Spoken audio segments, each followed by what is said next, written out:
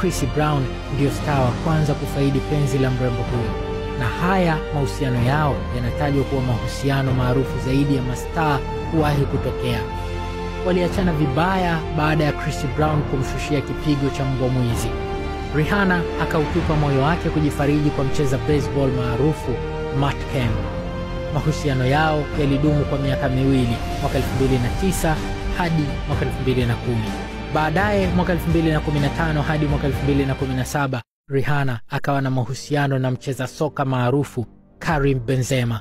Lakini ajabu, katika miaka hiyo mitatu akiwa na mahusiano na Karim Benzema, bado alihusishwa kwenye mahusiano na watu wengine. Mfano, mwaka wa 2015 Rihanna akawa anahusishwa kuwa na mahusiano na star mwendesha magari ya mashindano Lewis Hamilton.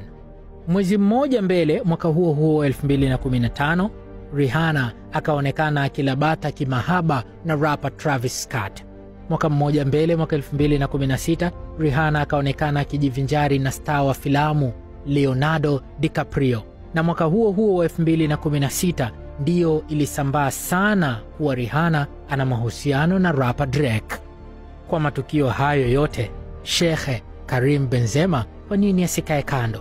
Lakini hata mapenzi ya Rihanna na Drake hayakudumu. Mwaka 2017 mpaka mwaka 2020, Rihanna akajitupa kwa mfanyabiashara tajiri bilionea toka Saudi Arabia, Hassan Jamil. Naye akakaa naye miaka mitatu tu, kisha akamwaga.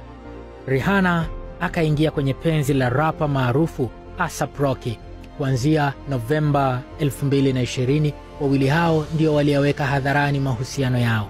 Na Januari ya mwaka huu 2022 wakatupa surprise ya picha za kuonyesha ujauzito wa Rihanna. Miezi minne mbele, Rihanna na A$AP Rocky wakapata mtoto wao wa kiume.